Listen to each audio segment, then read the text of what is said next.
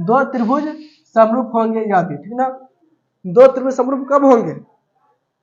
यदि दो त्रिभुजों के संगत कोण बराबर हो। संगत कोण समझ में आता है कि नहीं?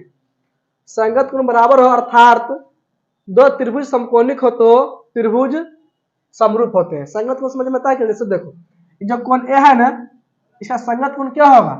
डी होगा। आइए समझ में। बी के संगत कोण क्या होगा? इसमें ई होगा। सी के संगत कोण एफ। और तीनों के बराबर होगा, त्रिभुज क्या होगा? समरूप होगा। यानी कि त्रिभुज एबीसी और त्रिभुज डीईएफ दोनों समरूप होगा। कब होगा? जब कोण ए बराबर कोण डी हो जाए। आगे समझ में। कोण बी बराबर कोण ई हो जाए, कोण सी बराबर कोण एफ हो जाए, तो दो त्रिभुज क्या बन जाएगा? समरूप हो जाएगा। इसी में लिखा है कोण कोण कोण समरूपता से, यानी कि तीनों कोण हो गया, या एंगल एंगल एंगल समरूपता, उसी को इंग्लिश में बोलेंगे एंगल एंगल समरूपता से। समझ में आया कि नहीं? देखो यहाँ पे त्रिभुज एबीसी और त्रिभुज डीईएफ में कोण ए बराबर क्या है? इसमें कोण डी, यानी कोण ए बराबर कोण डी इसमें दिया हुआ है। आगे समझ में। फिर कोण बी बराबर है कोण ई, यानी कि इसके बराबर ए भी कोण होगा इसमें, कामा है कोण सी बराबर कोण एफ। कोण क्या है? सी है। कोण सी बराबर कोण एफ आता है, तो क्या होगा दोनों त्रिभुज? तो त्रिभुज एबीसी समरूप होगा त्रिभुज डीईएफ का। समझ में आया कि नहीं?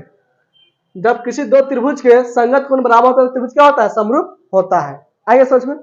दूसरा शब्द इसमें है यदि एक त्रिभुज के दो कोण, कितना कोण है इसमें? दो कोण दूसरे त्रिभुज संगत दो कोण के बराबर हो तो त्रिभुज क्या होगा? समरूप होगा। यानी कौन कौन समरूपता से?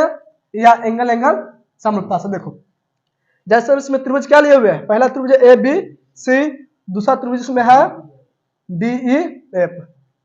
इसका संगत दो कोण कोई बराबर होगा, त्रिभुज क्या हो जाएगा? समरूप होगा। कोई भी संगत दो कोण बराबर हो जाए, जैसे मान लो कि ए के बराबर डी हो जाए, आगे समझ में, और बी के बराबर ई हो जाए, दो कोण संगत हो गया तो त्रिभुज क्या होगा? तो दो त्रिभुज क्या हो जाएगा? समरूप हो जाएगा। या कोण ए बराबर कोण डी हो, कोण सी बराबर कोण एफ हो, फिर भी त्रिभुज क्या होगा? समरूप होगा। या कोण बी बराबर कोण ई हो, कोण सी बराबर कोण एफ हो, फिर भी त्रिभुज क्या होगा? समरूप हो जाएगा। देखो इसमें त्रिभुज एबीसी और त्रिभुज डीईएफ में कोण बी बराबर क्या दिया हुआ? कोण ई, यानी कोण बी बराबर इसमें कोण ई, कामा फिर कोण सी बराबर कोण एफ।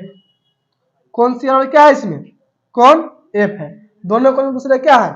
बराबर है। यानी कि इसका दो यानी कि इस त्रिभुज दो कोण इस दोनों त्रिभुज के संगत कोण क्या है? बराबर है। इसका कोण क्या है? बी और सी, इसका संगत कोण क्या है? ई और एफ के बराबर है। इससे त्रिभुज क्या होगा? त्रिभुज एबीसी और त्रिभुज डीईएफ समरूप होगा। समझ में आया कि नहीं? इसका दो नियम याद हो जाएगा। इसको लिखो, इसको आगे और नियम दिखाते हैं। तीसरा पॉइंट इसमें क्या है? यदि दो त्रिभुज के संगत भुजाएं अनुपातिक हो। संगत भुजा क्या हुआ? समझ में आता है कि नहीं? ए बी के संगत भुजा इसमें क्या होगा? डी। दो त्रिभुज, पहला त्रिभुज यहाँ पे है, दूसरा त्रिभुज यहाँ पे है, यानी कि ए बी के संगत भुजा इसमें क्या हो जाएगा? डी। बीसी के संगत भुजा क्या होगा? बीसी के संगत भुजा क्या होगा इसमें? E F. क्या हो जाएगा इसमें? E F. और एसी के संगत भुजा क्या होगा इसमें? D F. और तीनों के संगत भुजा का अनुपात बराबर हो। अनुपात समझ में आता है कि नहीं? बट्टा। समझ में आया कि नहीं? यानी कि ए बी बट्टा में क्या होना चाहिए? डीई बराबर बीसी बट्टा में ई एफ बराबर एसी बट्टा में डी एफ। और इतना आता है तो क्या होगा? त्रिभुज, दोनों त्रिभुज क्या होगा? समरूप होगा।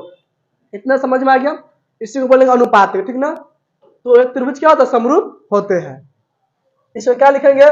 भुजा भुजा भुजा समरूपता से, यानी कि साइड साइड साइड समरूपता से बोल सकते हैं। क्या है? भुजा का समरूपता से इसको हम कहा सकते त्रिभुज क्या है? समरूप है। इसमें नीचे में क्या लिखा हुआ है? त्रिभुज एबीसी और त्रिभुज डीईएफ में देखो इसमें क्या लिखा हुआ है? ए बी बट्टा में डी है, यानी कि ए बी बट्टा में डी है कि नहीं? संगत भुजा है कि नहीं बट्टा में? फिर बराबर क्या है? बीसी बट्टा में ई एफ। इसका संगत भुजा क्या होगा? बीसी का ई एफ, यानी कि इसको बट्टा में हो गया। फिर बराबर किसके? एसी बट्टा में डी एफ, यानी कि एसी का संगत भुजा क्या है इसमें? D F. देखो इसका संगत भुजा क्या होगा? बराबर हो गया। इसलिए त्रिभुज क्या है? एबीसी और DEF समरूप होगा। दोनों त्रिभुज से क्या हो जाएगा? समरूप होगा। इसको याद करके रखना, ठीक ना। देखो इसमें चौथा पॉइंट है, यदि दो त्रिभुज के संगत भुजाओं का युग्म, युग्म क्या होता है? जोड़ा, ठीक ना। युग्म अनुपातिक हो, यानी कि दो, देखो ध्यान से क्या होगा इसमें, दो भुजाओं का युग्म अनुपातिक हो। देखो इसमें भुजाओं का क्या युग्म अनुपातिक, जैसे मान लो AB भुजा है, इसके संगत भुजा क्या होगा? D, और इसका हम लेंगे AC भुजा को, ठीक ना। इसका समानुपात, इसके संगत क्या हो जाएगा? DF। ये दोनों क्या होने कि AB के बट्टा में क्या होना चाहिए? DE बराबर होना चाहिए AC के बट्टा में DF, इतना होना चाहिए। इसको अलावा इसमें कहता है और आंतरिक कोण बराबर हो। आंतरिक कोण समझ में आया कि नहीं? इससे अंदर का कोण, इस दोनों भुजा से कौन सा कोण बनेगा? ये वाला कोण बनेगा, और इस दोनों भुजा से ये वाला कोण बनेगा। और दोनों भुजा का अनुपात बराबर है और इसका कोण भी बराबर दिया हुआ है, तो त्रिभुज क्या होगा? समरूप होगा। लेकिन त्रिभुज क्या होगा? समरूप होता है। ये किससे हो जाएगा? भुजा कोण भुजा। देखो भुजा कोण भुजा, समझ में आया कि नहीं? या साइड एंगल साइड से समरूपता होता है, समरूप होता है। इसमें दिया हुआ ये, इसमें दिया त्रिभुज ABC और त्रिभुज DEF, माने दोनों त्रिभुज में क्या दिया हुआ है? AB बट्टा में DE है, क्या है? AB बट्टा में DE तो नहीं, फिर बराबर क्या है इसमें? AC बट्टा में DF, AC बट्टा में DF, यानी कि इसके बट्टा में है, फिर बराबर क्या है? AC के बट्टा में DF, इतना बराबर। और इसके साथ साथ क्या है इसमें? कोण A बराबर कोण D भी दिया हुआ है। और इतना कंडीशन इसमें होगा तो क्या होगा? दोनों त्रिभुज समरूप होगा। तो त्रिभुज ABC समरूप क्या है? त्रिभुज DEF। इतना समझ में आया कि नहीं? इसको नोट करो। इसके बाद एक और पॉइंट बताते हैं, पांचवा पॉइंट नोट करो। तो इसको देखो, समरूप होने के चारों पॉइंट तुम लोगों को समझ में आ गया। उसके बाद देखो पंचमा में लिखा है इसमें दो समरूप त्रिभुजों, यानी अगर दो त्रिभुज समरूप होगा, उसके बाद इसमें कहता है दो समरूप त्रिभुजा का क्षेत्रफल का अनुपात संगत भुजाओं के वर्गों के अनुपात के बराबर होता है। इतना समझ में आया कि नहीं? मान लो वो दो त्रिभुज समरूप है, जैसे में त्रिभुज यहाँ पे ABC है और DEF है, और दोनों त्रिभुज समरूप होगा, लिखेंगे यदि त्रिभुज ABC समरूप त्रिभुज DEF है तो। इतना समझ में आया कि नहीं? अगर त्रिभुज ABC समरूप त्रिभुज DEF होगा तो इसमें क्या लिख सकते हैं? इसको दोनों त्रिभुजों का अनुपात, दोनों त्रिभुजों के क्षेत्रफलों का अनुपात क्या? एरिया लिखेंगे त्रिभुज ABC का, यानी कि त्रिभुज ABC का क्षेत्रफल हो गया, अनुपात मतलब क्या होता है? बट्टा, यानी कि इसके बट्टा में क्या हो जाएगा?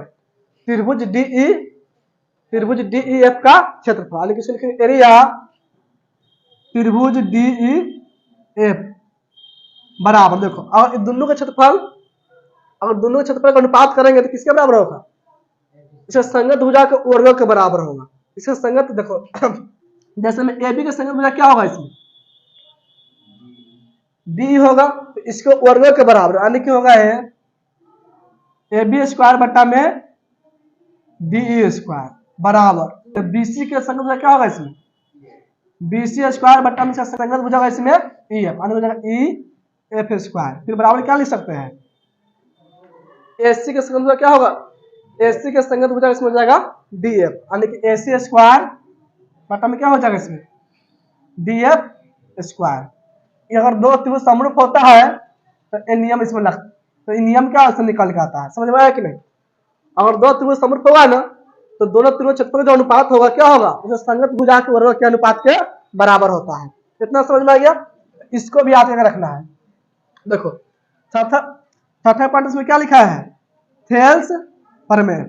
इसमें लिखा है किसी त्रिभुज के एक भुजा के समानांतर खींची गई रेखा अन्य दो भुजाओं को जिन बिंदु पर प्रतिच्छेद करती है वे बिंदु भुजाओं को समान अनुपात में विभाजित करते हैं।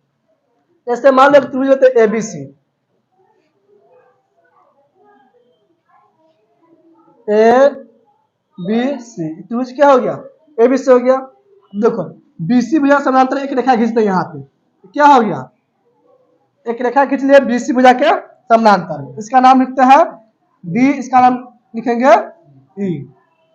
अब देखो उसके बाद इसमें कहता है खींची गई रेखा अन्य दो भुजाओं को जिन बिंदुओं, अन्य दो भुजाओं को जिन बिंदु पर प्रतिच्छेद कर, देखो अन्य दो भुजा यहाँ पे होगा, ए बी दूसरा पहला भुजा होगा और ए सी दूसरा भुजा होगा, बी सी के समांतर रेखा खींचे हुए हैं, ठीक ना।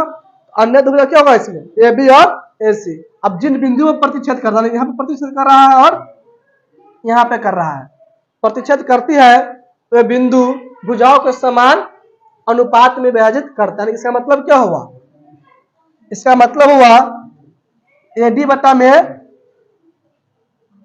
डीबी बराबर क्या होगा इसमें, ए बटा में ईसी, इसके बराबर हो जाएगा। समझ में आया कि नहीं। और किसी त्रिभुज के एक भुजा समांतर खींची गई रेखा क्या होगा, दो खींची गई रेखा दो भुजा को जिन बिंदु पर प्रतिच्छेद करती है, ठीक ना, तो बिंदु भुजा को एक ही समान अनुपात में विभाजित करते हैं, यानी कि इससे निकल के यहाँ पे आएगा। इसको हम इस तरह लिख सकते हैं। और आकृति में इस तरह दिया हुआ है, जैसे मान लो इसका मान 1, इसका मान 2, इसका मान 5, इसका मान x के मान निकाल सकते हैं इस फॉर्मूला से, ठीक ना। आइए समझ में, इसको नोट कर लो।